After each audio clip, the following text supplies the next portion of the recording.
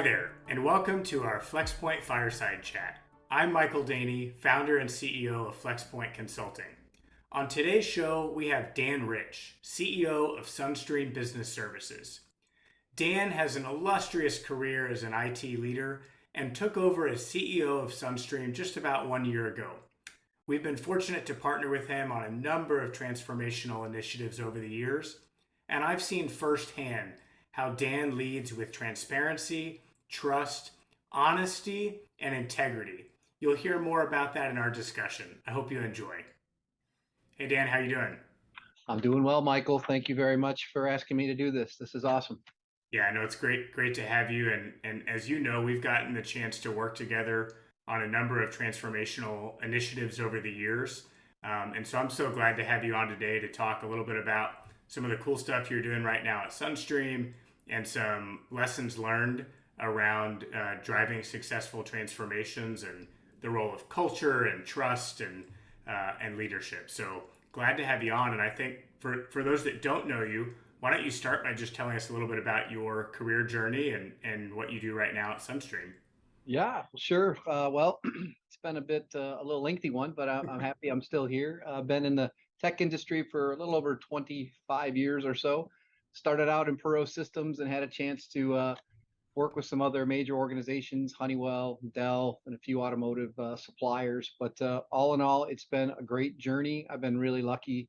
I've had great teams along the way. And now I've got a great opportunity to jump into SunStream, where our vision and mission is all about the farmer and rancher and helping them get access to capital and being the back office systems to help them do that. So really proud to be a part of this now.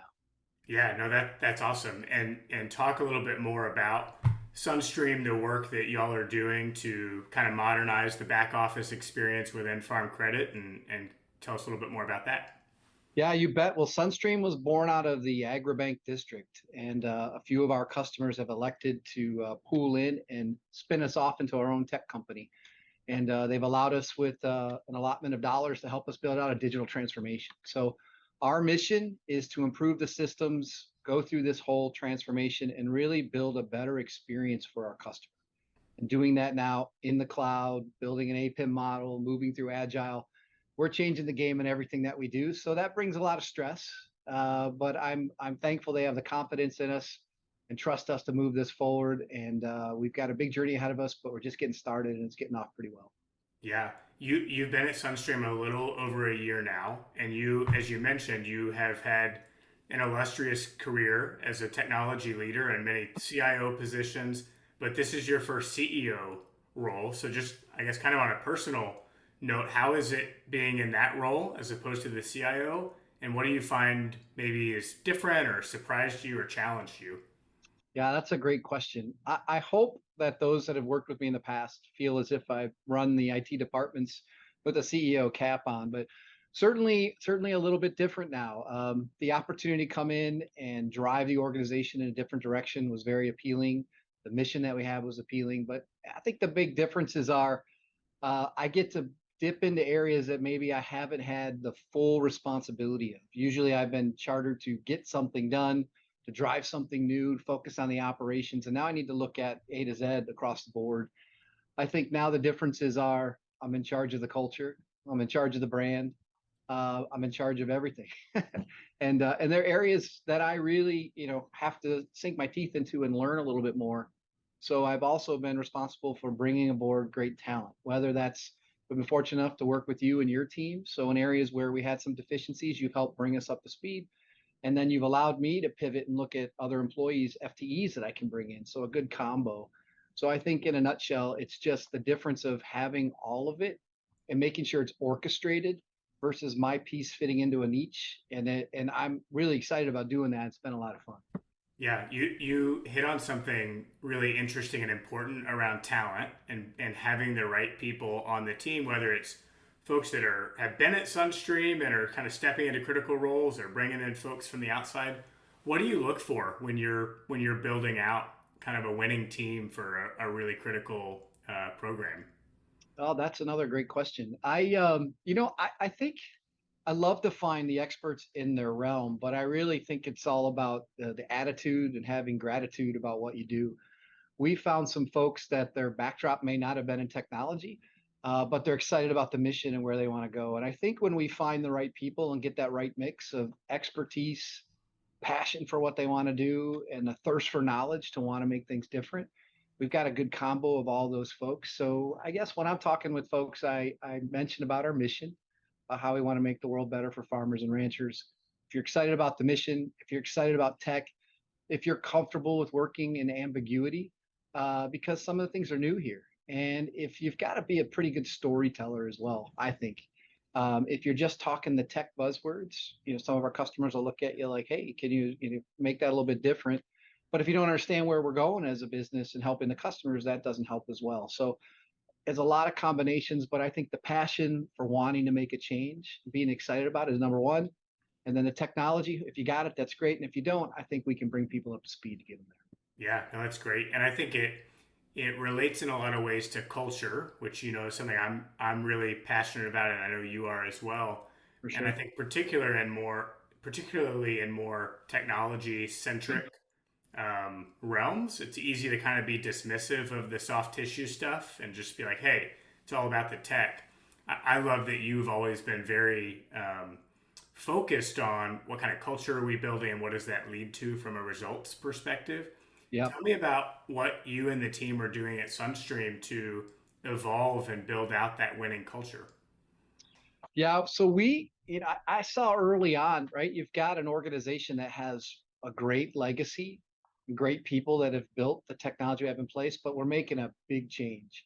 And so you've got to anchor yourself in a culture that's helping us drive things forward, built in trust, making sure that you've got the right vision to put the right things in place, empower your team. So we've partnered, obviously with the good folks of your organization have helped us there. We've brought in a brand culture team in Vision that's helped us think about where we want to go different.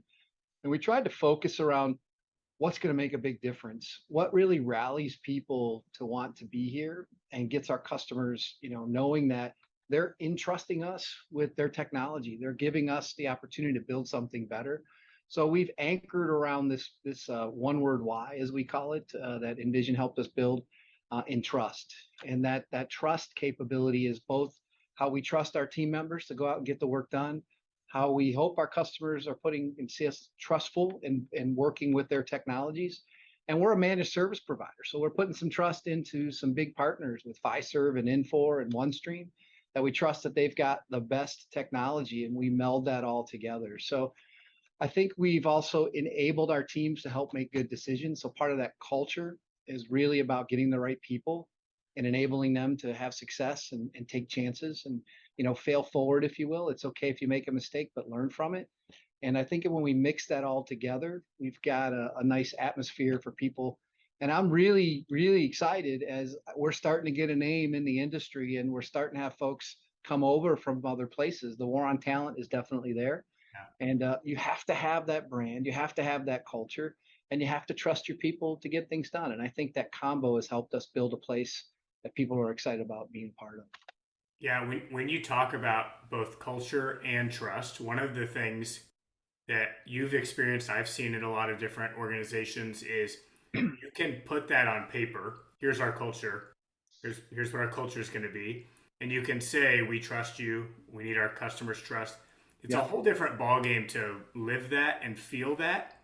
What are some of the things that you and the team are doing to kind of bring that culture to life and take it from kind of words and aspirations to, really living it out? Yeah. So when I first got here, and you were a part of helping me do this, we went kind of on a roadshow to understand the customer and really think about what it is that they need to be successful. So in order to help figure out what that culture was going to be, what that brand was going to be like, I needed to understand the customer and where they wanted to go. And then when we started making progress and moving forward and laying the foundation, we really started bringing in different folks to build out the talent specter that we have here and our spectrum that we have here. And so we spent a lot of time in doing a lot of extra communication, if you will. So we are very transparent. That's part of our culture. And so we communicate on a weekly, monthly, semi-annual basis. We have a leader to leader message that we send out to all our customers, keeping them informed on what we do. We do a diagonal slice meeting where we go out and buy some pizza and get a cross reference of people from our organization to come in and just get to know each other. And I think that kind of getting on that human level and understanding what's motivating people, the intrinsic value that they see that makes them successful, helps them buy into the culture. And those have been, I think, pretty important for us. I think the other pieces are we're showcasing what we do, both from a talent perspective and then the product. So as we're trying to move to more of a product oriented business, we have demos in what we do and distributing how we do things.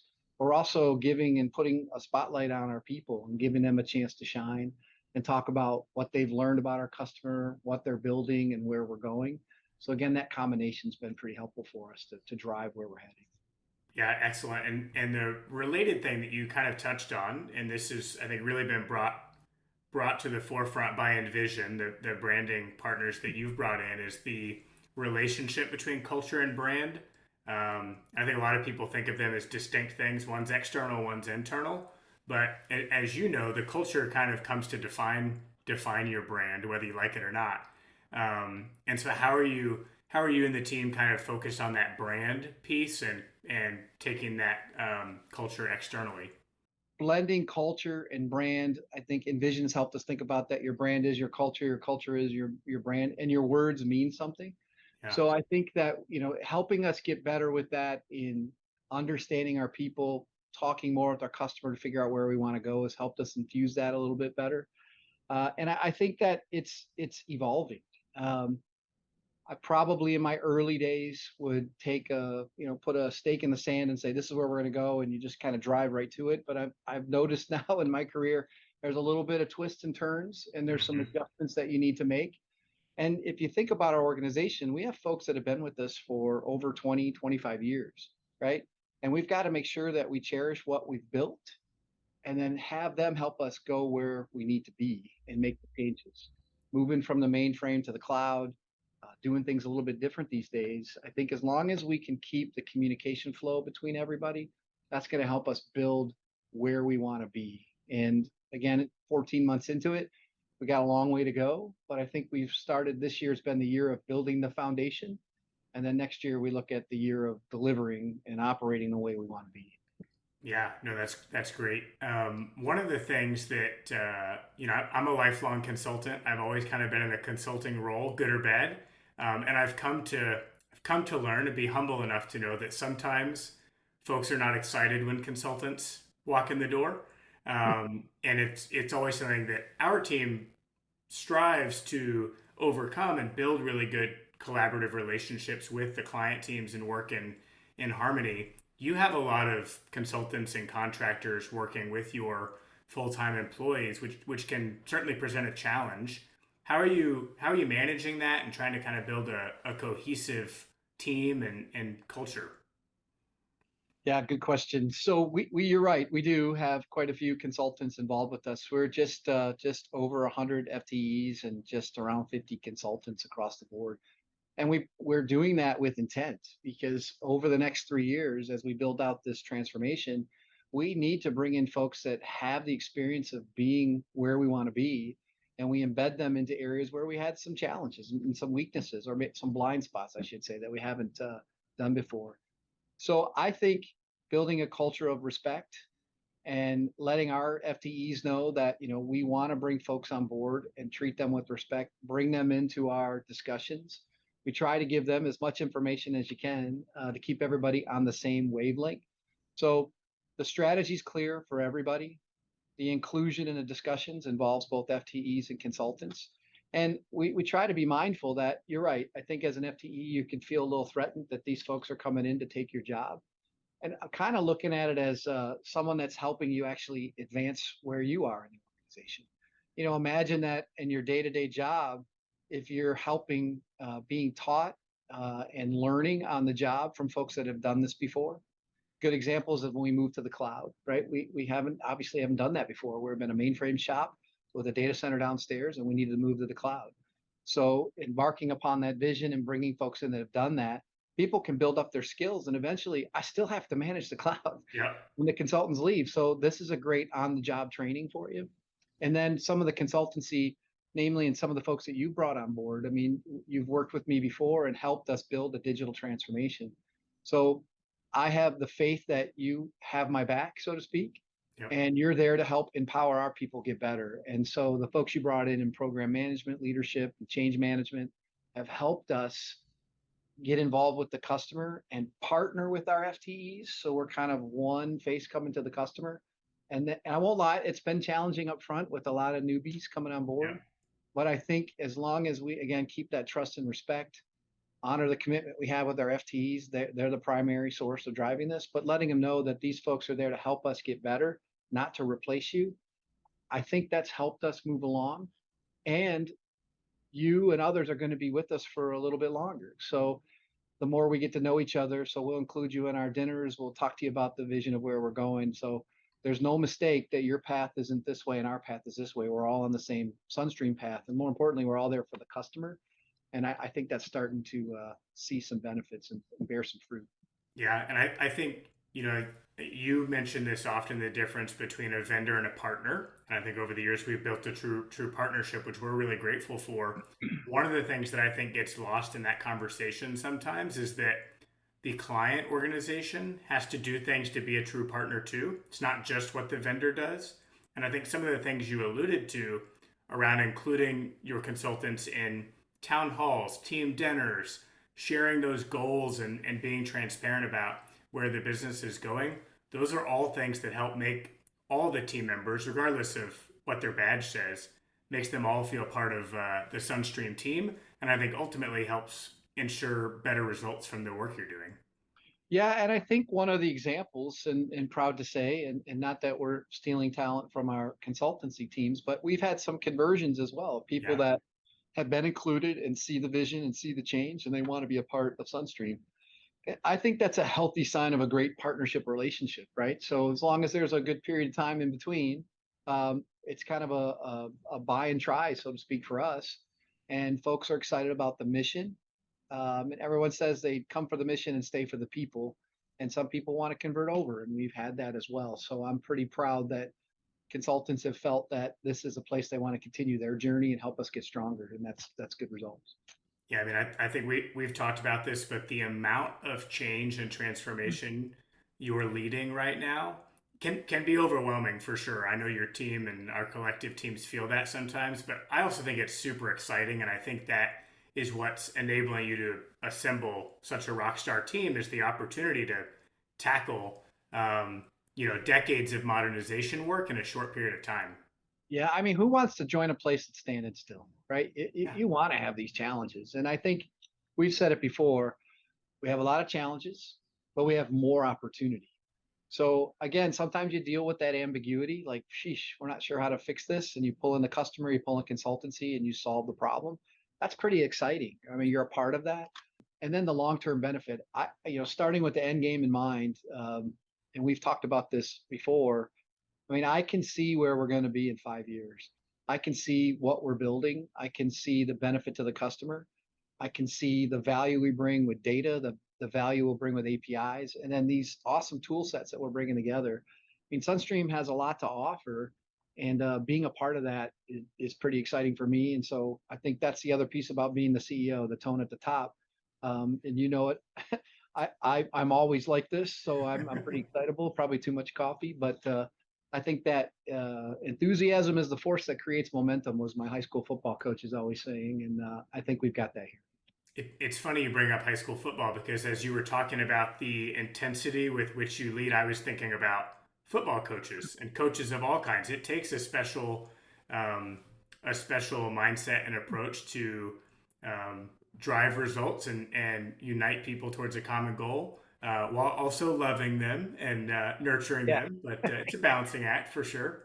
Yeah, you learn a lot as a kid in team sports. You and I've talked about your opportunities of playing basketball, my son is playing now. I think the team sport atmosphere, you win as a team, and I hope to coach that way and help drive where we want to go. And you get some star players, and sometimes they're out creative, doing their own thing, and you're like, wow, I never knew we could do that. And we're excited about the level they take us.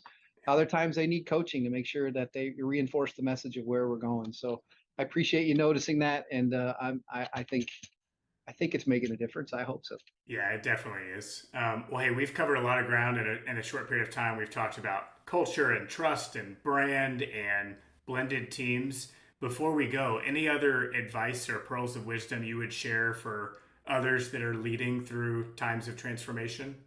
I think first and foremost, put the right players in the right spot. Take some time to think about your team. I mean, it's talk about football, right? Bo Schembechler used to always say, the team, the team, the team. And I think that's the most important. And we've built an awesome team here. So I think finding the right team, I think setting the strategy and being relentless about it, because in a world of change, change management is pretty important. And don't give up on that message. Yes, you'll fine tune it as you go, but don't give up. It takes time to make this all work. And I wish we could go faster each and every day, but 14 months into it, you look back after, another full year, complete year, and I think we're making a lot of change. And then I just think the transparency. You are going to make mistakes. You're going to learn a lot from your board and from your owners and from your customers. Listen to what they have to offer. But I think if you put that all together, you'll build a winning brand, you'll build a winning culture, you'll bring the right talent on board, and then you get partnerships such as we have with you and your organization is the icing on the cake that just kind of gives us that extra expertise. Folks that have been there and done that, which I really appreciate having you here with us, Michael, and your team. So thank you for the opportunity to talk about it. And I hope folks can learn a little bit from our conversation. Yeah, no, thank you again for taking the time. I know you have a lot going on, but we're very grateful for your partnership and grateful to have you on today. And I'm going to ask you back in a year or two to tell me Okay. about how successful this whole transformation was. I can't wait for that. Yeah, same here. Thanks, Michael. I appreciate it. Have a good Thanks, one. Dan.